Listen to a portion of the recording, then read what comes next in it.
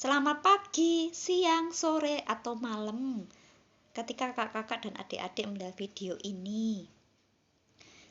Tentunya ada yang masih baru kenal dengan saya. Asal saya dari Banyuwangi, saya tinggal di Sidoarjo. Nama saya Kristina Sugianto. Umur saya 48 tahun. Saya mempunyai anak satu bernama Wina. Kelas 6 SD di Sanmar 2 Sidoarjo. Suami saya bernama Julius. Saya tinggal di Blok I620 Muntiara Citragraha Sidoarjo. Terima kasih. Sampai ketemu lagi saat ini. Saya menceritakan kisah-kisah penyakit saya selama 30 tahun. Loh, kenapa kok sepanjang itu sakitnya saya? Sakit apa? Tentunya ada yang baru tahu channel saya di berkat kehidupan ini. Tentunya kaget. Kenapa? Iya, sakitnya saya tidak masuk akal. Banyak sekali sakitnya saya yang saya derita selama ini, bermacam-macam. Ini ada lagi yang unik lagi sakitnya saya ini. Pas tahun 2000 itu, selain saya itu mata saya tidak bisa melihat, saya tidak bisa berjalan, juga badan saya ini bau dari ujung rambut sampai ujung kaki. Bau sekali, baunya anyir. Seperti tempat sampah yang ada di Jakarta itu yang kayak gunung itu loh, katanya orang-orang tuh wow sekali. Seperti itu baunya saya tuh. Bahkan melebihi itu. Setiap saya lewat dimanapun, orang-orang selalu gini nutupi hidung. Ih, baunya apa itu? Bau anjir, basin, kayak darah yang basin gitu loh. Darah dicampur ikan basin ya, apa rasanya itu, baunya itu. Seperti itu mulai tahun 2000 sampai saat ini saya tuh masih bau badan saya dan mulut saya. Saya sendiri heran, tapi sudah berkurang jauh, makin hari makin berkurang. Tapi saya tetap tawakal, tetap percaya sama Tuhan Yang Maha Esa, yaitu Tuhan saya. Sebab agama saya Kristiani gitu loh. Saya berdoa di gereja GKKA Sidoarjo, dekat stasiun kereta api.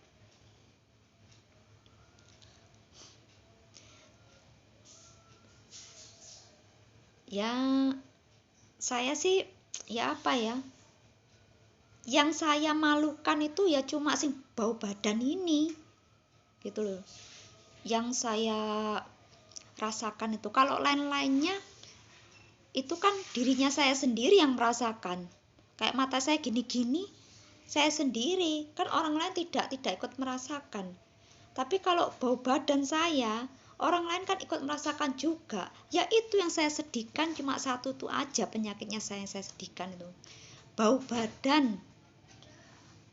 Kakak-kakak dan adik-adik, entah kenapa itu. Saya tuh ini belum selesai ditambah ini belum selesai ditambah ini. Itu mulai tahun 2000 sampai sekarang. Berarti kan sudah saya rasakan 22 tahun. Hampir 25 tahun saya rasakan itu.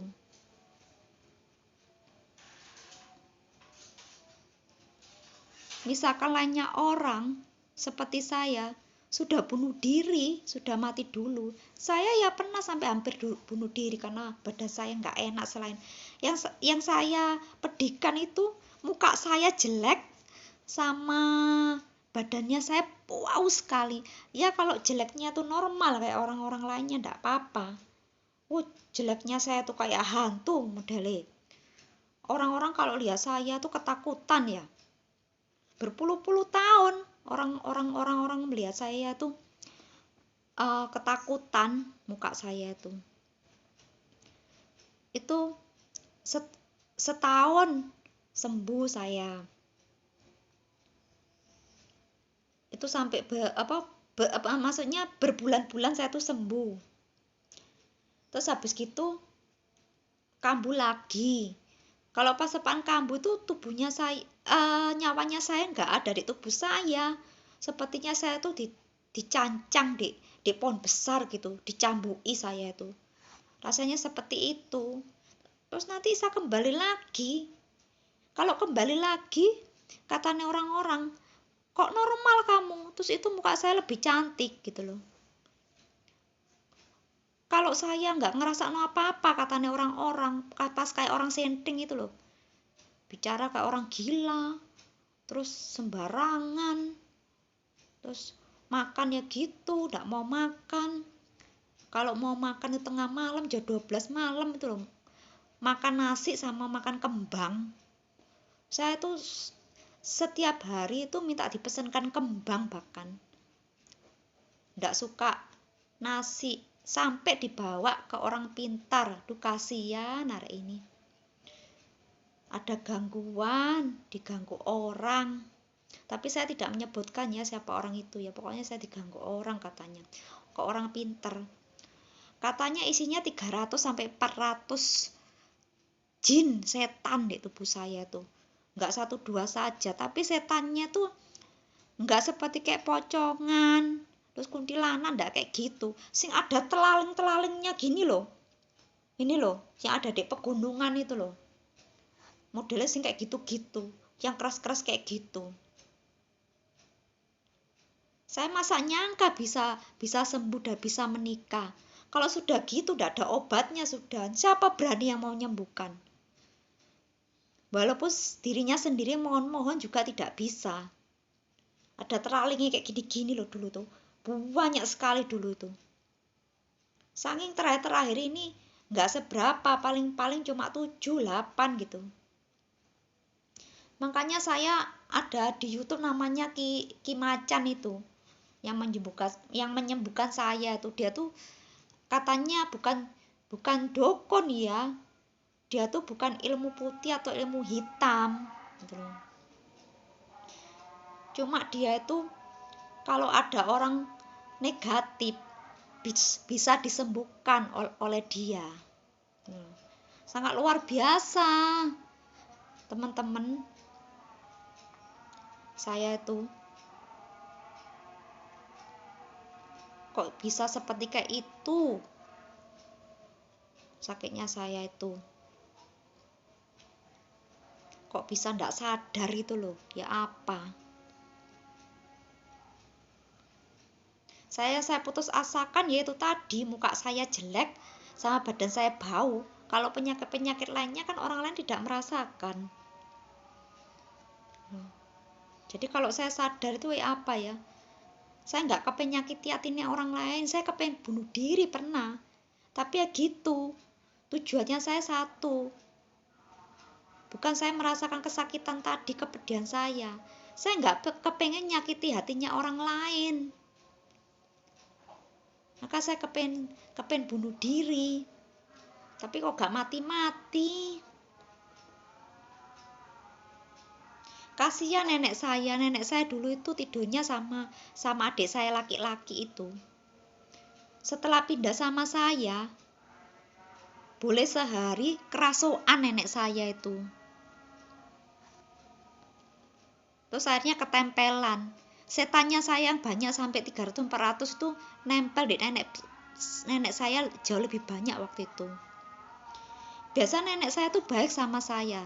Sejak kejadian itu, kan nenek saya kan titip emas di tempatnya saya, diselorokan tempatnya saya, lemari baju itu.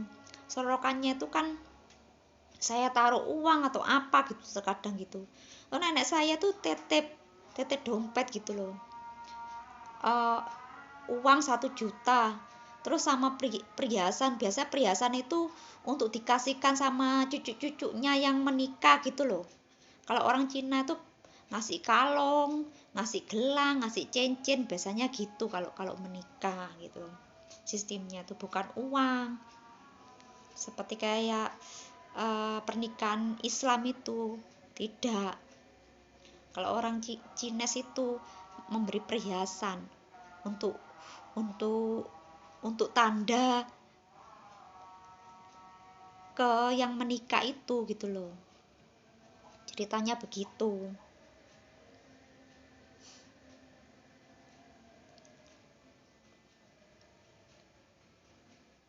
Jadi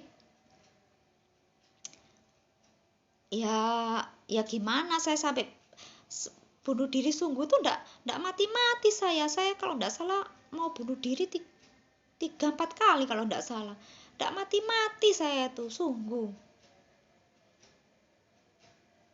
Malah saya itu dibawa ke surga sama neraka sama Tuhan. Waktu itu saya agamanya Konghucu malahan. Kok saya malah ketemu sama Tuhan Yesus, dibawa ke surga dan neraka, tapi saya nggak sampai jelas gitu, cuma item-item aja gitu. Saya tuh memang kepengen tahu gitu loh waktu itu, surga neraka itu seperti apa sih gitu loh. Soalnya saya kan merasa orang berdosa gitu loh. Saya kepengen tahu sebelum saya tuh meninggal gitu, surga seperti apa, neraka seperti apa. Waktu itu arwah saya, karena saya tuh banyak hantunya, sampai saya tuh seperti kayak model kayak seperti dukun. Nyawa saya loh bisa melayang gitu loh. Sampai orang-orang yang butuh saya supaya saya bekerja, malah saya nggak bekerja, cuma setengah hari saja bekerja waktu itu. Katanya saya dipanggil-panggil itu loh, waktu siang hari itu loh, mulai pagi sampai siang hari itu ndak ndak denger telinga saya ini. Nggak tahu berapa jam saya tuh dibawa itu sama Tuhan itu, sama tangannya itu dibawa. Nggak tahu nih, itu ternyata itu neraka itu di mana itu, ternyata di dasar bumi ini ternyata neraka itu ya, yang saya tahu tuh. Tapi orangnya hitam semua. Kan banyak yang cerita ya kalau neraka itu apa kalau misalkan di dunia tuh dulunya pelacur, maaf ya, maaf Pak Ustadz kalau Pak Ustadz yang mendengarkan.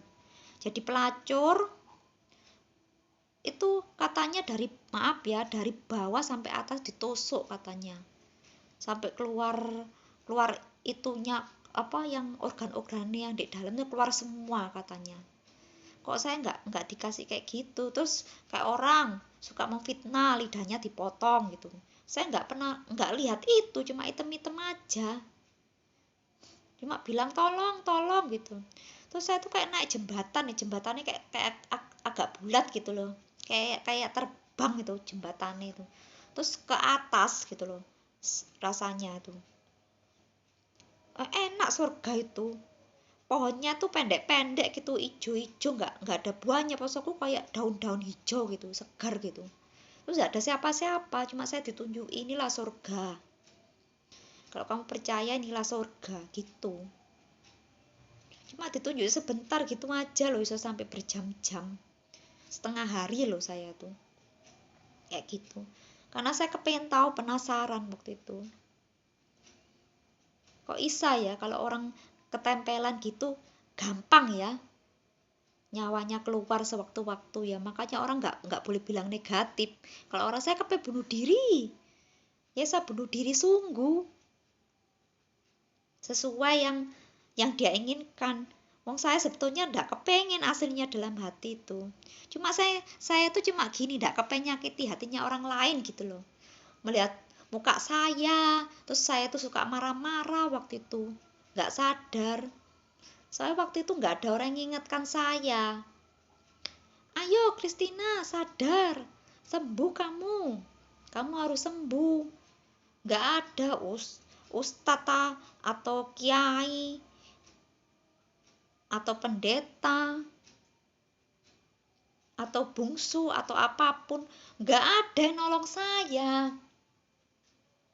Saya gara-gara begini, katanya dukun itu dukunnya tatanya saya bilang gini, iya karena kepengen menikah, akhirnya modelnya kayak gitu, kepikiran. Oh, wong saya kerasukan jin, gak sadar itu katanya kepengen menikah. Wong mukanya saya suwerem banget, gelap. sampai biru banget mukanya saya tuh. Kalau saya sadar itu malu. Untungnya sadarnya tuh sekejap loh. Bayangkan 300-400 jin yang masuk. Ya apa bisa dapat jodoh, bisa menikah. Waktu itu masih ada jinnya, puluhan waktu itu. Wis berkurang waktu saya menikah dengan suami saya itu. Saya kok robot kop dulu tuh, kaku. Sampai sekarang pun ya gini.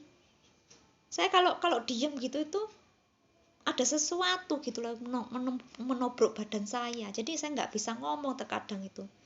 Kalau saya di YouTube itu diem tok gitu, rada diem sebentar gini nih, kayak orang mikir gak bisa teruskan gitu mau ngomong apa. Itu kan karena betobrokan gitu loh, misian. Walaupun sudah bersih loh, ini dibersihkan sama Ki Macan loh ini sudah. Terkadang sih nyerang, soalnya mereka tuh tambah lama ilmunya tambah tinggi. Kalau kita bantu ke ustadz atau ke siapapun ya ilmunya lebih tinggi, mereka lebih tinggi lagi gitu loh. Jadi doanya saya yang harus kuat, bukan bantuannya. Doanya saya harus kuat, imannya saya harus kuat. Walaupun dibantu, kalau imannya saya tidak kuat, ya percuma, tetap begitu aja, tidak ada hasilnya. Apapun itu semuanya dari diri kita sendiri, bukan dari orang lain. Orang-orang heran gitu loh, kok mereka itu maaf ya, agama Islam diganggu orang ya. Sholawatan terus setiap hari, ndak ada hasilnya. Saya lumayan, walaupun kadang diganggu kadang enggak ya, tapi saya tuh agak lumayan gitu loh. Enggak kayak mereka nggak bisa apa-apa loh. Sing terakhir itu nggak bisa apa-apa. Saya tuh nggak bisa apa-apa, bisa lumayan sembuh, berkurang jauh termasuk. Terakhir itu 2 tahun ini saya sholawatan terus gitu loh. Kira-kira setengah tahun ini saya tidak pernah sholawatan. Soalnya kok ada gangguan gitu loh. Ya ini dibantu sama Ki Macan ini. Mungkin kan nggak boleh ya, mungkin ya katanya orang-orang. Loh, katanya orang-orang itu, orang-orang pasar bilang begini, kamu tuh lo agamanya Kristen, kerja apa sholawatan, kan nggak boleh katanya gitu. Ya tak turuti aja, ganti ini ganti itu. Yang penting saya sembuh gitu, yang penting saya yakin gitu. Sekarang saya baca Alkitab lagi. Tempo hari sempet agak lama ndak baca Alkitab gitu. Emang Tuhan maha kasih ya. Soalnya agama saya Kristen gitu loh. Saya harus menghargai agama saya. Saya juga menghormati agama-agama lainnya gitu loh. Semuanya kan berdampingan gitu loh. Saya mempunyai agama Kristen itu karena menikah dengan suami saya. Suami saya fanatik sekali gitu loh ke agamanya gitu loh. Suami saya kan bukan anaknya orang kaya, anaknya orang biasa. Bahkan di bawah standar. Makanya saudara-saudara saya tambah menghina saya gitu loh. Sudah saya kayak gitu, punya penyakit unik kayak yang ajaib gitu. Terus suami saya bukan orang kaya, gak punya apa-apa. Tapi yang penting saya bisa keluar dari hal-hal yang aneh gitu loh. Daripada saya tambah parah, hanya saya meninggal dibawa sama jin arwah saya, ya rugi siapa? Kan saya. Betul, kita tuh harus punya uang kalau hidup di dunia tuh, supaya gak dihina orang, supaya bisa kemana-mana. Karena saya mempunyai suami bukan orang kaya, tapi saya termasuk, walaupun gak bisa keluar negeri, gak bisa keluar kota, tapi saya kadang bisa makan. Harga pernah loh sampai makan 800.000, 400.000 sekali makan itu. Restoran yang murah sampai yang mahal. Saya harus menikmati hidup gitu loh. Dulu nggak bisa menikmati hidup. Setelah menikah saya bisa menikmati hidup, bisa kemana-mana, bisa tahu jalan A, B. Dulu nggak tahu apa-apa dulu saya tuh. Katanya pernah diajak ke mall mana sama tantenya saya. Tapi kalau saudara saya tuh pergi, saya jarang diajak gitu loh. Terkadang saya tinggal sendirian, mereka keluar negeri. Terkadang saya disuruh pulang ke keluarga saya. Tapi kan saya nggak pernah megang uang. Uangnya saya berikan ke semua orang kan gitu. Saya kan gampang kasihan gitu sama orang-orang yang sesama. Walaupun yang saya bantu itu bukan orang yang baik, mereka semua itu orang pendosa. Gitu loh. Orang suka memfitnah, orang yang hatinya busuk, nggak suka sama ini, nggak sama itu. Tapi selalu saya nasihati. Saya tuh salah dulu tuh bantu orang itu. Nggak bisa itu. Berapa puluh orang yang saya bantu tuh ada 100 orang kayak gitu semua. Saya ajari kerja ini. Kamu tuh suka di bidang apa? Bisa butuh uang 5 juta ya, saya kasih uang 5 juta. Malah dikejar jalan-jalan uangnya tuh. Gajinya saya 1 juta lebih. Saya dapat uang kayak gitu, uang kaget. Saya kadang dikasih orang 1 bulan itu 3 juta sampai 7 juta 1 bulan tuh. Terus tiba-tiba ATM saya tuh terisi sendiri 10 juta. Tiap bulan itu. Saya dulu tuh hebat seperti itu. Bisa nolong orang, ATM bisa terisi sendiri. Hidup saya happy. Walaupun saya tuh kadang sadar, kadang enggak. Yang penting orang lain bahagia, saya sendiri